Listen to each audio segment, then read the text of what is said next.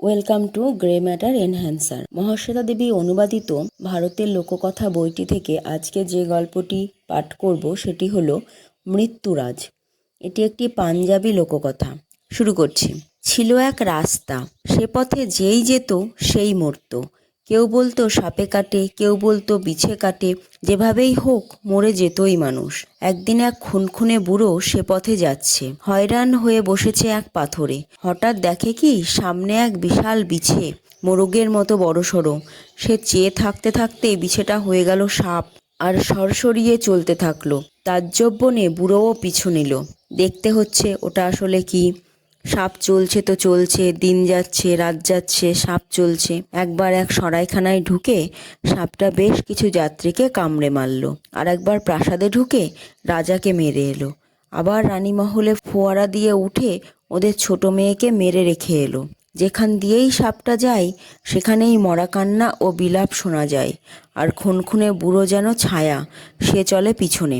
রাস্তাটা হঠাৎ হয়ে গেল এক বিশাল গভীর নদী। তার পাড়ে বসে আছে কিছু গরিব যাত্রী। খেয়াপারানির পয়সা দেবার ক্ষমতাও নেই, অথচ নদী পেরোনো দরকার।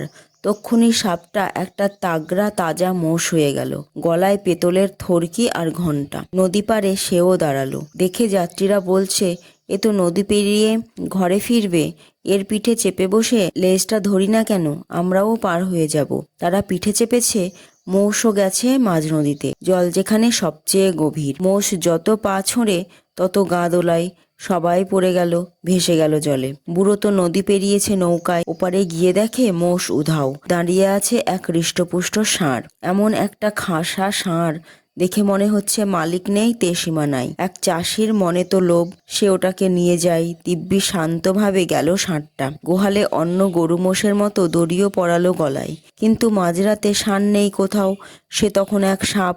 যত গরু মোষ মানুষজন সবাইকে বিষ্ছ বলে মেরে ফেলে সে আবার চলতে থাকলো। বুড়ো কিন্তু পিছু ছাড়েনি, ছায়ার মতো চলেছে। আর একটা নদীর কাছে এসেই সাপ হয়ে গেল এক সুন্দরী মেয়ে। সর্বাঙ্গে কত না গয়না তার। কিছু বাদে দু ভাই সেপাই সেখানে এসেছে। ওদের দেখেই মেয়েটা মাথা কোটাকুটি করে কাঁদছে। ভাইরা শুধোলো, হয়েছেটা কি? আর তুমি এক রূপসী যুবতী এখানে একলাটি বসে আছো বা কেন? আমার বর আমাকে বাড়ি নিয়ে যাচ্ছিল, খেয়া নৌকোর জন্য বসে আছি তো। ও গেল হাত মুখ ধুতে, পাথরে পা পিছলে নদীতে ডুবে গেল গো।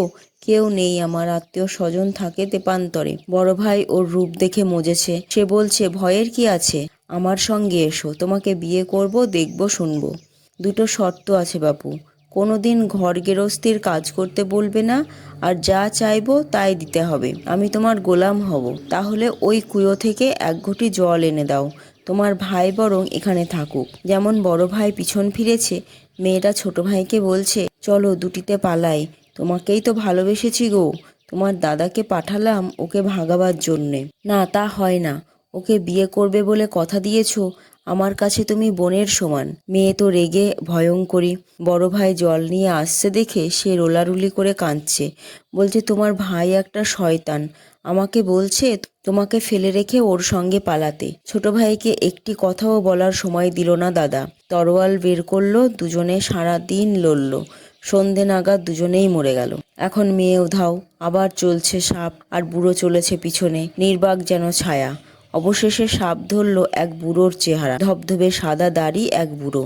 যে বুড়ো চলছিল ওর পিছনে, এই বুড়োকে দেখে সাহস পেয়ে সে বলছে, তুমি কি, তুমি কে? সহাস্যে বৃদ্ধ বলল, কেউ কেউ বলে মৃত্যুর দেবতা, আমিই মৃত্যু ঘটাই তো। তাহলে আমার মৃত্যু ঘটাও।